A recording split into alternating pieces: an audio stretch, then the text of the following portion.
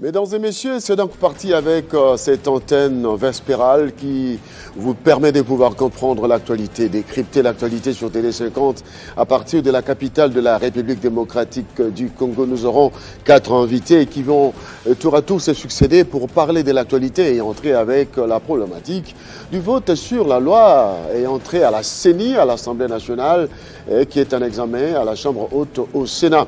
En dehors de cela, on va avoir la restitution de la loi, du reste de Patrice Emery Lumumba. On en parle ce soir avec nos invités, mesdames et messieurs. Il est l'heure de vous informer en ce qui concerne les grandes lignes de l'actualité. C'est avec Jenny Kayembe qui se prépare déjà. Jenny, bonsoir. Bonsoir Crispin Chibassou, mesdames et messieurs, bienvenue aux grandes lignes de l'actualité.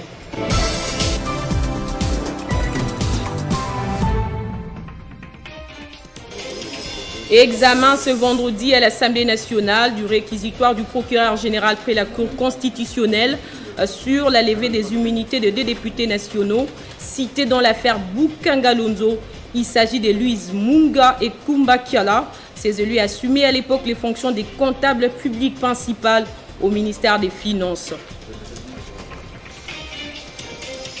Adoptée en première lecture à l'Assemblée nationale, la proposition de loi portant organisation et fonctionnement de la CENI a été adoptée en seconde lecture ce vendredi au Sénat, et cela en termes identiques avec la Chambre basse du Parlement. Il est vivant et sain et sauf, contrairement aux rumeurs qui circulent sur la toile. L'écrivain congolais Pichi Banda n'est pas mort. Il séjourne présentement à Lubumbashi dans les Haut-Katanga où il a animé une conférence au centre Wallonie hier. Fin de l'opération militaire Barkhane au Sahel. Cette décision va-t-elle enfoncer les Mali dans sa crise ou non? Des réactions sont nombreuses, mais jusque-là, aucune réaction de la part des autorités maliennes de transition. En sport, la RDC et les Mali se sont neutralisés ce vendredi en amical. Menés à la 4e minute des Jeux, les Léopards ont égalisé par l'entremise des Ben Malunga. Merci à tous de votre fidélité à Télé 50. Retrouvez Amina Bayombo à la grande édition pour le développement de ces titres. Et pendant ces temps, Kinshasa Direct se poursuit avec Crispin Chibassou. À vous l'antenne.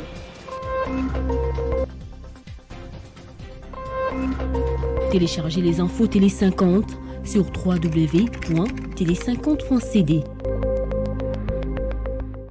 Voilà, on continue avec Kinshasa Direct, mais il faudra retenir que la personne qui a marqué pour le compte de la République démocratique du Congo, c'est bien Ben Malango, le joueur de la République démocratique du Congo qui évolue au niveau du Maroc. Voilà, c'est donc parti pour Kinshasa Direct. On marque une petite pause, on se retrouve dans quelques instants.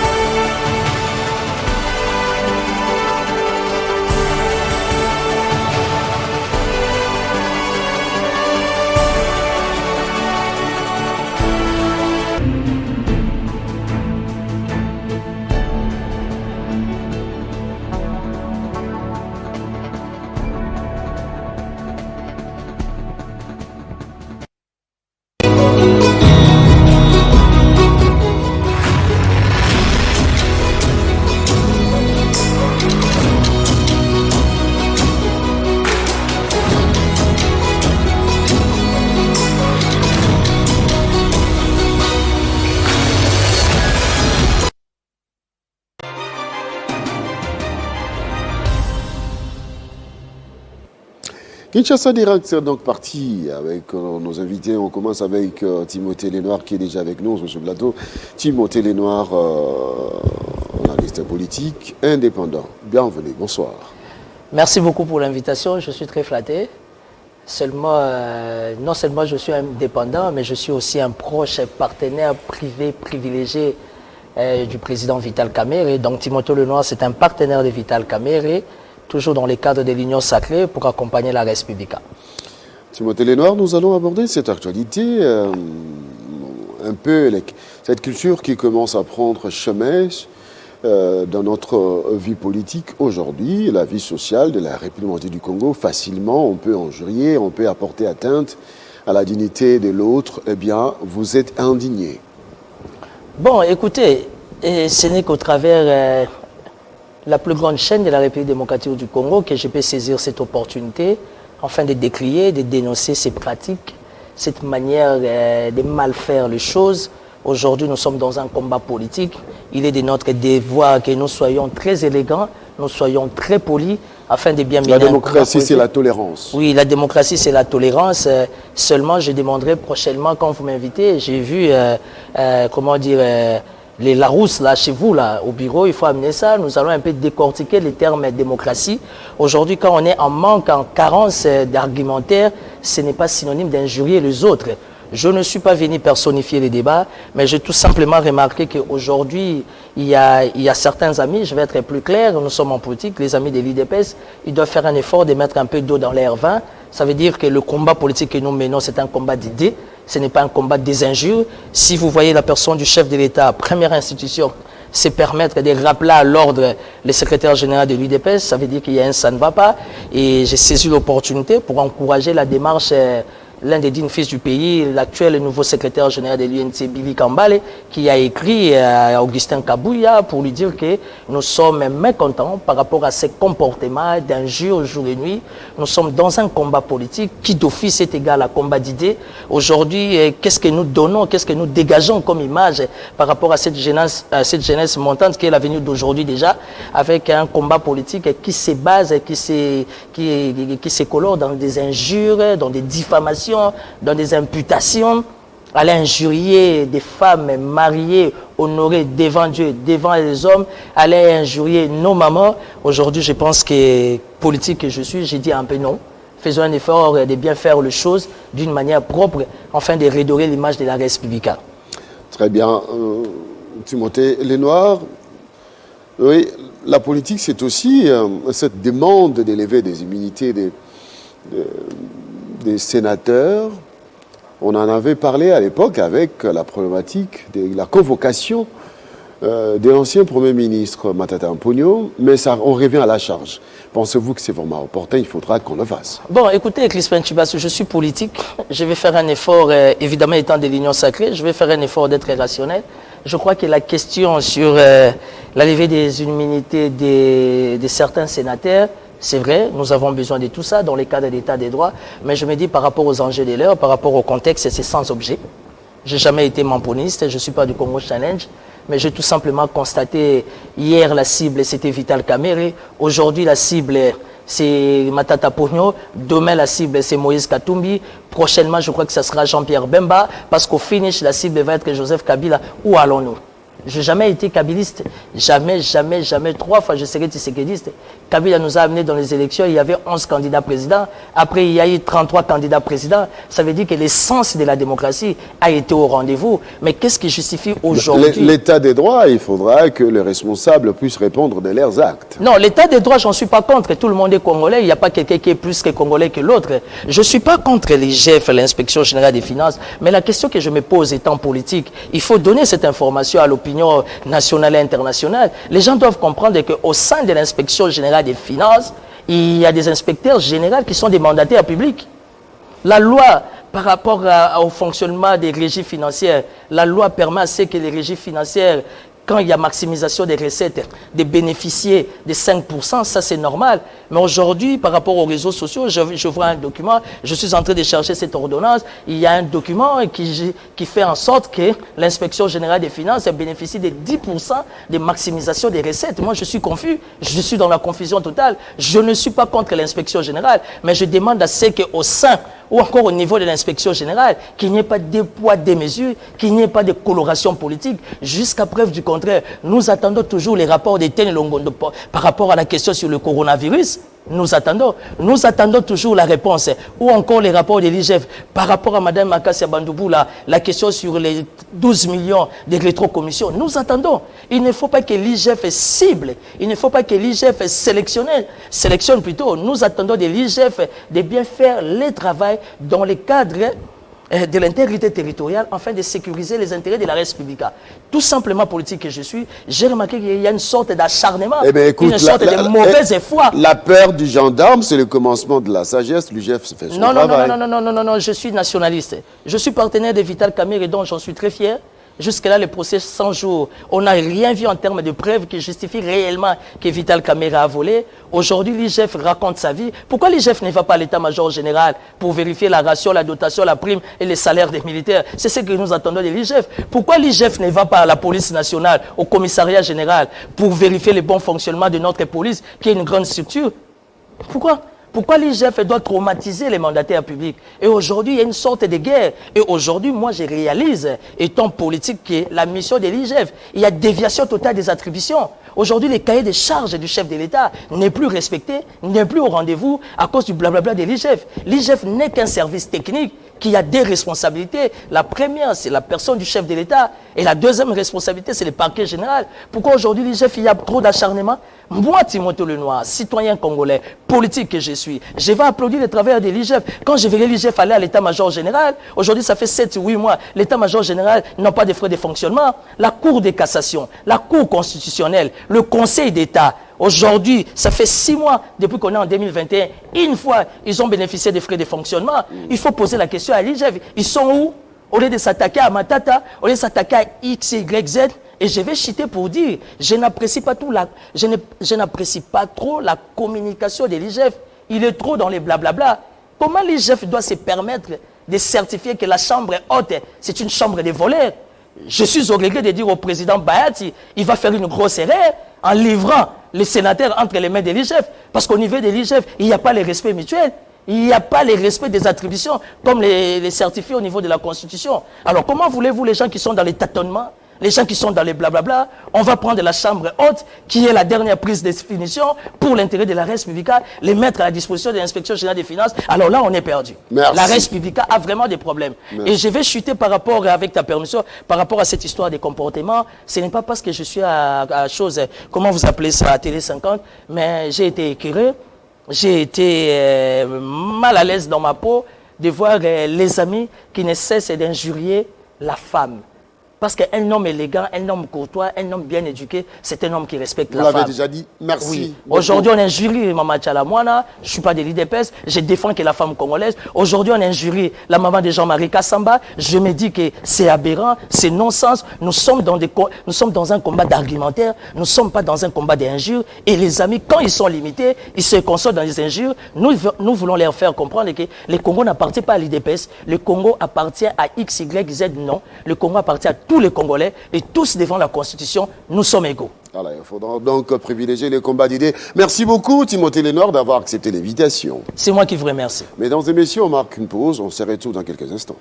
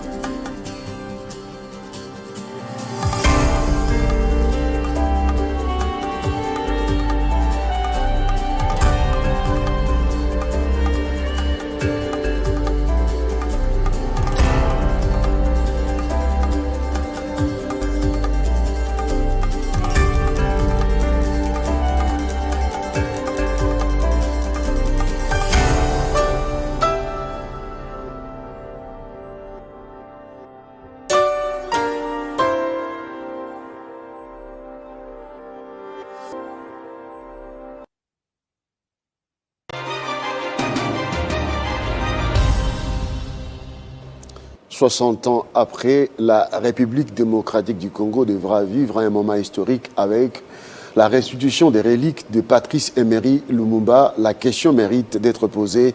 Doit-on accepter la dent ou le reste de son corps se trouve à quel niveau? Ça se trouve où? Dans quel pays? Qui détient ça? Est-ce que c'est seulement la dent? La question reste posée parce que les amis d'Elisanga Lumumba l'avaient dit haut et fort que le reste de Patrice Lumumba existe bel et bien. Il faudra qu'on puisse le rendre à la République démocratique du Congo. Eh bien, pour en parler, nous avons sur ce plateau le professeur Longonia, professeur d'université de son État. Professeur, bienvenue et bonsoir. Bonsoir. Merci d'accepter l'invitation des Télé 50. Ça fait parler, ça fait couler beaucoup d'encre et de salive, la restitution de cette dent à la République démocratique du Congo. Un événement ou un regret? Écoutez, je pense que la question est posée globalement. Il faut d'abord savoir que celui dont on parle, Patrice Emery Lumumba, c'est une trilogie. Et je le dis en puisant dans l'énergie de mon frère et ami, l'écrivain Lumumba Emongo, que vous devriez connaître. J'ai amené un de ses livres ici, qui mérite d'être lu. Je peux l'avoir? S'il vous plaît. Merci. Trilogie parce que Lumumba, c'est d'abord une pensée haute. Une pensée qui ne vieillit pas.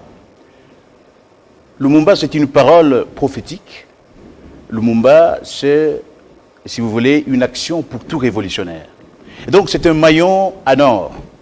Lumumba, ce n'est pas seulement le Sankourou dont je suis originaire. Lumumba, c'est une pensée, c'est une idée. Et que donc, Lumumba appartient à tous les Congolais, il appartient à l'humanité. Il est tout à fait normal que l'on se pose des questions puisqu'il y a en vue une scénographie. J'appelle cela une liturgie politique puisqu'il a été annoncé très officiellement que le chef de l'État va donc se rendre en Belgique et ramener le relique. Il faut bien préciser, faire la pédagogie entre relique et le corps, puisque le corps, ça fait 60 ans que Patrice Emery Lumumba a été assassiné. Et le reste, donc, c'est ces messieurs belges, colonialistes, qui le détenaient. Je le dis d'autant plus que la Belgique est un pays que je connais bien. Et je pense que cette scénographie qui va avoir lieu manque quelque peu, comme disait Bertolt Brecht, puisque je suis un ethnocénologue aussi, homme de théâtre et communicologue. Il faut pour qu'il y ait un spectacle. On ne peut pas empêcher à un politique, comme le chef de l'État, comme la République démocratique du Congo, tous les acteurs politiques, de faire une liturgie, faire la symbolique du spectaculaire. C'est bien, mais ce spectacle-là doit être précédé par une interaction sociale. Je veux vous dire que j'ai été heureux de rencontrer la maman de Lumumba. J'étais encore jeune reporter. Je l'ai interviewée. Elle m'a dit ce qu'était Lumumba pour sa famille biologique d'abord. J'ai rencontré M. Abbas Massoudi, qui est le fondateur du plus vieux journal iranien, et qui se demandait, à la fin de notre entrevue, qu'est-ce que la famille Lumumba a ressenti. Je ne suis pas de la famille biologique de Lumumba, mais je suis de la famille du Sankourou, je suis de la famille de tous les Lumumbistes, je suis congolais, et je pense qu'il y a lieu de contenter aussi cette famille, il faut l'associer. Puisque je connais la Belgique, où je réside d'ailleurs régulièrement, j'ai vu qu'il y avait un enfant Lumumba qui soulevait un point de vue contraire. On dit voilà qu'il n'était pas d'accord. Il faut associer cette famille-là, il faut l'aligner dans cette célébration. Mais comme intellectuel, il faut être honnête pour dire qu'on a exhumé quand même ce paradigme Lumumba, puisque ça fait 60 ans. On n'a pas amené la Belgique jusqu'au point où, aujourd'hui, le monde entier dit les Belges doivent présenter leurs excuses. Le roi actuel avait déjà présenté ses regrets, n'est-ce pas, au Congo, à l'issue de ce qu'on a appelé la commission Lumumba. J'ai eu l'honneur de rencontrer mon beau-père Nendaka, j'ai eu l'honneur de rencontrer mon grand-père qui a étudié avec Lumumba. Je vous assure que cette fête de Lumumba, pour qu'elle réussisse totalement, il faut associer le peuple congolais dans son ensemble, c'est déjà bon. Et donc, à mon avis, il ne faut pas non plus renvoyer de revers de la main ce qui se fait. Puisque, bon, ça fait 60 ans, on a parlé de Lumumba, mais y a-t-il déjà eu quelqu'un qui est arrivé au point où il va ramener ce relique vers sa terre natale. Mais il faut associer à cette fête-là les interactions. Une belle scénographie ne peut pas réussir si elle n'est pas interactive. C'est quoi la symbolique de cet événement? Eh bien, la symbolique, c'est que Lumumba est éternel. Lumumba ne mourra pas. Je pense que le chef de l'État, qui est belgicain comme je le suis aussi, c'est-à-dire résident, il a été en Belgique pendant longtemps, nous avons été tous choqués. Qu'il plus est, lui comme moi, nous sommes nés après 60. Donc, que le soldat, M. Sot, si je me souviens bien de son nom, puisse brandir en Belgique le don de Lumumba. Tout Congolais devait réagir, à la limite se révolter. Moi-même, j'avais organisé à Louvain-la-Neuve, où j'étais étudiant, une tentative de révolution pour qu'on aille jusque où habitait M. Sot, mais c'est un pays où il y a des lois et des règles. Et donc je dis, bravo, vous avez réussi à aller jusque en Belgique. Il faut que ces reliques-là reviennent au Congo. Mais déjà, il y a un couac, puisque on me dit, tout le monde sait que le roi de Belge ne viendra pas. Il va manquer à cette fête-là. Mais je pense qu'autour du chef de l'État, il y a des gens qui réfléchissent et qui vont travailler pour que cette fête-là puisse réussir. Doit-on se réjouir ou bien évaluer les dommages que la RDC a connus suite à cet assassinat crapuleux? Mais il faut relire le rapport de la commission Lumumba. En Belgique, les moyens ont été mobilisés pour que se réunissent de parlementaires belges. Des témoins oculaires comme pauvre Nenda Kabika ont été entendus, et d'autres encore. Et jusqu'aujourd'hui, ces rapports-là, je crois qu'il n'a pas encore atterri. Et généralement, vous savez, lorsque j'ai interviewé la maman de Patrice Emery Lumumba, elle ne cessait de dire que cet enfant-là était spécial. Elle ne cessait de dire, de se poser la question de savoir pourquoi est-ce qu'elle n'a pas droit, elle comme mère, de voir la moitié, n'est-ce pas, de son ventre, comme pour parler littéralement, qu'elle ne puisse pas faire son deuil. Et donc, c'est, à mon avis, inestimable comme dommage et intérêt. Et qu'aujourd'hui, par exemple, un pays voisin comme le Rwanda, avec le mort, que nous déplorons tous comme humanistes, un président de France, c'est-à-dire l'héritier de De Gaulle, de Sarkozy, de tous ces grands présidents qui sont passés par là, grands entre guillemets, arrive jusqu'à Kigali et présente ses excuses. Le roi de Belge nous doit cela. Et je dis ça en tant que citoyen. Je dis ça en tant que citoyen. Venir nous présenter ses excuses, sincèrement, et vous savez, Lumumba n'est pas sorti d'un arbre. Lumumba a des enfants, il a une famille. Eh bien, qu'est-ce que vous pensez que cette famille attend quand même? La moindre des choses, ce sont des dommages et intérêts. Que représente cette dent? Ben, cette dent représente, pour moi, si vous voulez que je parle avec mon cœur, une offense au peuple congolais d'abord. Puisque Lumumba n'était pas né à Onaloa pour les gens d'Onaloa, mais Lumumba, c'était tout le Congo. Et d'ailleurs, disait-il à un de ses secrétaires, son premier secrétaire particulier, M. Sokoni, qui le trouva en train d'écrire ici au quartier Rankin. Ces derniers étaient habillés en tenue d'arbitre de football, et Lumumba ne comprenait pas. Il lui pose la question, ça s'appelle Louis. Hein, Sokoni s'appelle Louis. Qu'est-ce que tu fais dans cette tenue de mort? Il dit, mais non, Patrice, je suis habillé en tenue d'arbitre. Je vais arbitrer un match au stade Tata Raphaël. Il dit, mais non, Louis, viens jouer avec moi au football du Congo. Vous comprenez que cet homme-là était multiple et que donc on ne peut pas le réduire au niveau où on dit une seule dent. Mais pouvait-on faire mieux? C'est pourquoi je dis, il faut que tout le peuple congolais soutienne cette initiative. Alors, il y a une question qui faut que cette hante les esprits. soit, oui. On parle de reliques. Est-ce qu'il y a seulement la dent ou il y a aussi le reste du corps de Patrice Emery Lumumba? Parce que les amis de Lisanga Lumumba ont fait une démonstration pour dire on ne peut pas, l'acide qu'on met dans le batterie ne peut pas dissoudre le corps humain. La démonstration a été faite. Est-ce qu'on peut aujourd'hui dire oui, Patrice Emery Lumumba a été dissous dans l'acide ou son corps existerait quelque part? Mais vous savez, ces amis Lisanga Lumumba. de Lisanga Lumumba ne disent pas plus que ceux qui sont à Kisangani, dans la grande province orientale. Il y a encore des Congolais qui espèrent que Lumumba va revenir, qui croient que Lumumba n'est pas mort. Lumumba est quelque part un dieu avec un petit d peut-être. Parce que, comme je vous ai dit, c'est une trilogie. C'est une viatique, c'est une personne, un personnage incommensurable. Et donc on ne peut que, si vous voulez, fantasmer autour de cet immense héros qu'est Lumumba. Mais à mon avis, il est mort. Est-ce que son corps se trouve en Belgique? Mais ça fait 60 ans qu'il est parti. Est-ce que ce corps-là, chimiquement, c'est démontrable? Donc moi, je ne suis pas un historien du lumumbisme, mais je ne suis qu'un communicologue, un analyste politique, journaliste, et donc je me dis que les reliques, je les ai bien vues, donc s'il faut faire le Saint Thomas, je les ai vues brandies à la télévision. Et je crois que toute la Belgique avait réagi. Qu'est-ce qui prouve que c'est là-dedans de Lumumba? Parce que c'est partant de fonctions qu'avait occupé M. Sott. Et avant qu'il ne passe à la télévision, vous savez très bien que pour que je passe ici, il faut qu'il y ait quelqu'un derrière la caméra. Il faut créer l'événement, il faut créer un espace de communication.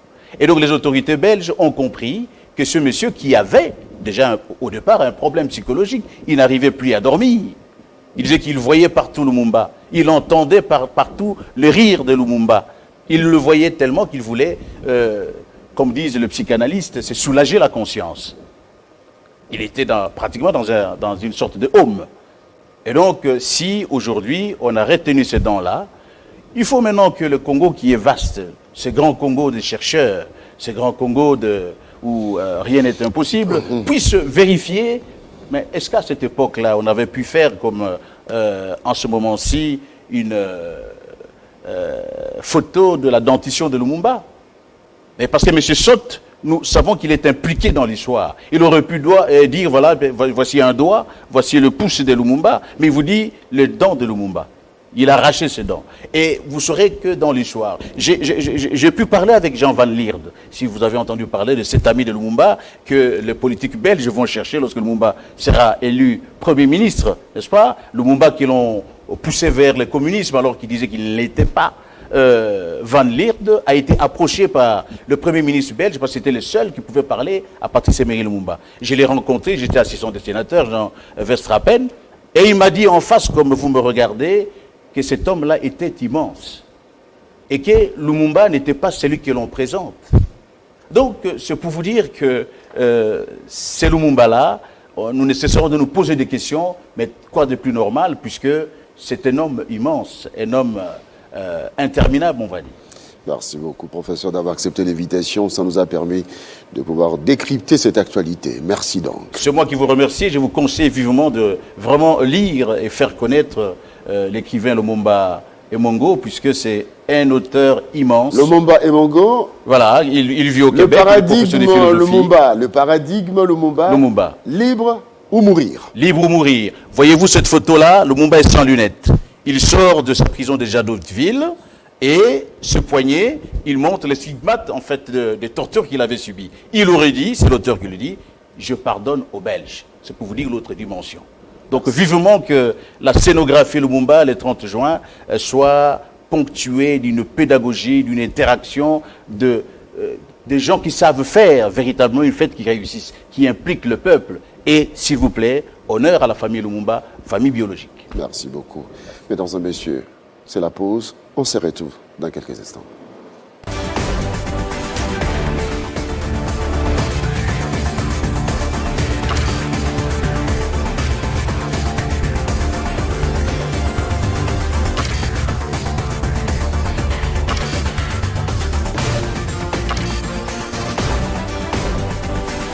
Télé 50 en rouge et blanc. Oui, c'est chic, c'est doux. Restez chez vous, sur Télé 50. Très bientôt.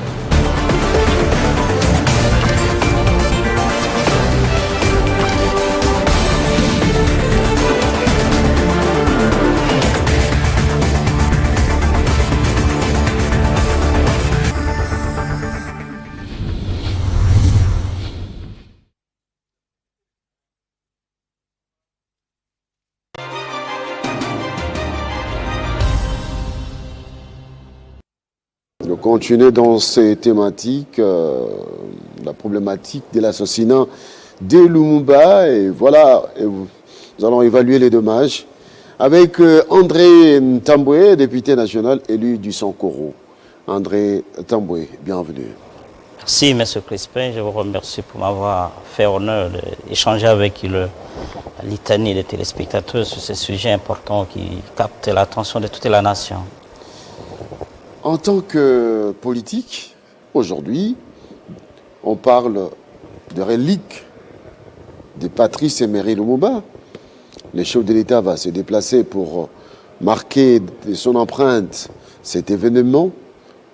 Que doit-on aujourd'hui considérer par rapport à cet événement? Doit-on prendre cet événement comme la reconnaissance officielle de la Belgique de son implication directe dans la mort de Lumumba, ou on doit privilégier la réconciliation avec l'histoire, la Belgique verrait se réconcilier avec le Congo? Moi, je pense que l'analyse sur cet événement doit être prise de deux volets. Premièrement, sur le plan principiel, ça va de soi que tout le Congolais soit heureux de constater des gestes révélateurs de qui est l'auteur des assassinats de Patrice Emery Lumumba, de Joseph Okito et Maurice Polo. La restitution de restes ou reliques de Patrice Emery Lumumba qui est chahuté aujourd'hui. Bon, moi-même, j'ai mis encore des doutes sur la tenue de l'événement proprement dit, mais je concède quand même au fait que l'euphorie et l'allégresse qui anime la plupart des intervenants, des intéressés de la question, m'affectent également. Mais pour moi, j'aurais vu l'État congolais réclamer le relique de toutes les trois personnalités tuées ensemble. Comment pouvez-vous m'expliquer que trois compatriotes périssent, tous les trois chefs de corps? Il y a un premier ministre Lumumba, Polo, Okito. Joseph Okito, président du Sénat, Maurice Polo, ministre de la Jeunesse et chef d'état-major de l'armée nationale congolaise. Tous les trois chefs de corps tués dans les mêmes circonstances, à la même date, et nous contentons dans le récit officiel, tout comme dans l'organisation cérémonielle, à ne parler que d'une rhétorique sur uniquement Patrice Emery Lumumba. Sauf vrai que l'emblème de Patrice Emery Lumumba est déifié, et nous consentons, mais il est injuste de la part de l'État congolais de ne réclamer que les restes ou les reliques de Patrice Emery Lumumba. Qu'il s'agisse de M. Scott qui a parlé, qui lui détenait là-dedans, c'est un indice tout simplement. Mais cela veut dire que la Belgique a toute la vérité sur où se trouverait le reste et les éléments probants de la décomposition de nos personnalités qui ont été sauvagement assassinées. Donc pour nous, Sankorois, lumumbistes de bonne foi, nous devons réclamer plutôt la restitution de tous les reliques des trois personnalités qui ont été tuées ensemble avec Patrice Emery Lumumba, les deux personnalités autres qui ont été tuées ensemble avec Patrice Emery Lumumba, pour que la nation puisse leur réserver des honneurs mérités. Comment vous voulez? Vous avez vu ne fût-ce que le budget qui a été projeté pour cet événement. 16 millions de dollars, alors que le Sankuru n'a même pas 1 kilomètre d'asphaltage. Ni aéroport, ni port, ni bac, ni... Donc, il faut dire que les Sankuru, c'est la province d'origine de Patrice Emery Lumumba. Exactement, c'est la province d'origine de Patrice Emery Lumumba, mais c'est aussi la province d'origine de Joseph Okito. Donc deux Sankurois sont morts le même jour, ils sont originaires du même territoire de Katakokombe où je suis élu. Comprenez que pour nous, on ne peut pas faire une démarche sélective uniquement pour Patrice Emery Lumumba et laisser Joseph Okito. Et nous n'avons aucune aversion envers la renommée et la célébrité de Patrice Emery Lumumba. Mais nous voulons que Patrice Emery Lumumba, donc Joseph Okito et Maurice Polo... Pour vous, si on a présenté les reliques de Patrice Emery Lumumba, les reliques de Okito et Polo existeraient pour Ils vous. doivent exister. Et on ne peut pas nous donner un argument contraire.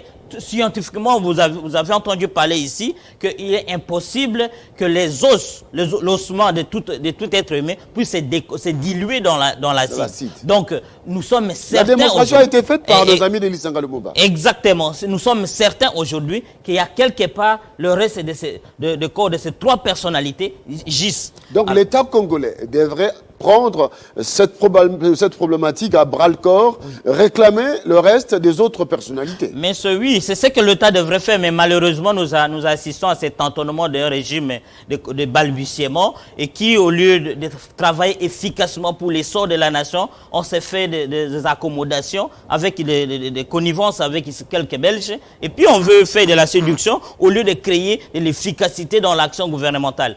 Que fera? Il y a des gens qui se posent. Qu'est-ce qu'on va faire en célébrant aujourd'hui la restitution de la dent? Et puis après, on va apprendre qu'il y a les fémus qui existent quelque part. Et puis un jour, on va vous dire l'angle crânien existe quelque part. Et puis les doigts, ça sera les ongles. Et puis après, c'est quoi? Les cheveux? Nous avons seulement l'obligation de réclamer de la Belgique, qui a déjà indiqué par là qu'elle est coupable de l'assassinat de Patrice Emery Lumumba, de Joseph Okito et de Maurice Polo, qu'elle puisse restituer l'ensemble des données et des informations à sa possession. Au-delà de la restitution, la Belgique devrait payer la RDC des dommages et intérêts. Mais c'est ça. Mais déjà là, on a toujours dit en droit pénal que le repenti actif est inopérant en droit. Donc la Belgique, en acceptant qu'elle détenait ne fût-ce que la dent de Patrice Emery Lumumba, s'accuse et publie ici sa culpabilité. Elle n'est plus déniable. Ce qui veut dire que la Belgique doit non seulement dédommager l'État congolais parce que toute la nation a été affectée par la mort de ce chef de corps, mais également les familles biologiques de ces trois personnalités qui, en dehors du fait ils avaient un aura national, ils appartenaient quand même à une famille biologique et ces familles sont affectées. Comment vous allez accepter aujourd'hui? Où vont se recueillir la famille de Joseph Okito et de Maurice Mpolo? Où est-ce qu'ils iront déposer les gerbes des frères le 17 janvier? Chaque 17 janvier, nous allons échanger, il n'y a que la caricature de Patrice Emery Lumumba. Et les autres, c'est comme si l'État omet et s'empêche comme ça de négliger ses compatriotes qui ont sacrifié de leur sang pour la même cause que Patrice Emery Lumumba. Non, pour nous, aujourd'hui, la démarche doit être complète et que la Belgique ne doit pas jouer à la séduction. La Belgique ne doit pas nous distraire. Pour vous, c'est une démarche de séduction. Exactement, c'est une démarche de séduction. Et elle est vouée à l'échec. Je vous donne ma parole. Elle est vouée à l'échec. Je connais les camps belges et les compétitions. Ça n'aura pas lieu. Parce que je suis sûr et certain que le son de nos ancêtres va crier haut et fort qu'on développe d'abord le Sankuru qui a donné deux de ses dignes fils, Patrice Emery Lumumba et Joseph Okito, que le Sankuru soit développé, soit désenclavé, avant que l'on amène le reste de ses corps. Et la restitution doit être complète de toutes les reliques, à la fois de Joseph Okito, de Patrice Emery Lumumba et de Maurice Polo, parce que tous ont subi le même sinistre. Mais c'est de déduire. L'histoire ne vous pardonnerait peut-être pas de refuser le retour des reliques de Patrice Emery Lumumba. Non, on ne refuse pas, mais nous ne voulons pas qu'il y ait décalage. Nous voulons que, si c'est le 21 que l'on restitue le relique de Patrice Emery Lumumba, que ça ne soit pas uniquement pour Patrice Emery Lumumba, que notre État, qui s'est dit s'est doté de nouvelles physionomies institutionnelles, puisse nous montrer de quoi il est capable en haussant haut les tons diplomatiques pour que nous puissions arracher à la même occasion la solution pour toutes les victimes du 17 janvier. Ce n'est pas pour une seule victime, parce qu'à ce moment-là, l'État va lui-même se rendre coupable, soit des complicités de ces crimes d'État. Donc, pour vous, vous êtes dans cette logique des amis d'Elisanga Lumumba qui réclament aussi, pas la dent, mais tout le corps de Lumumba et les restes des Polo et Okito. Exactement, et c'est ça notre démarche. Je pense que nous allons hausser les tons. Nous avons entamé un certain nombre de préparatifs pour que nous puissions nous faire attendre, non seulement au niveau des institutions parlementaires auxquelles nous appartenons pour la plupart des gens qui partagent avec nous l'idéologie, mais également auprès du chef de l'État et du gouvernement pour qu'ils puissent comprendre les bien fondés de notre demande, de notre revendication, parce que nous ne voulons pas qu'on amène une seule dent et qu'on dépense 16 millions, alors qu'à Onaloa, la ville ou la localité qui a été urbanisée, du moins juridiquement, il n'existe même pas une route pour arriver là-bas. Comment nous allons faire pour acheminer ne fût-ce que pour des raisons de pèlerinage? Est-ce que s'il n'y a pas de route, c'est de la responsabilité de la Belgique? C'est de la responsabilité de l'État, et la Belgique est complice parce que la Belgique s'est toujours organisée à faire des connivences avec tous les gestionnaires de ces pays, de sorte que la contrée de Lumumba ne puisse pas émerger sur le plan de développement, parce qu'ils connaissent que c'est là le grenier du Pour vous, nationalisme c'est un plan congolais. politique. Oui, effectivement, c'est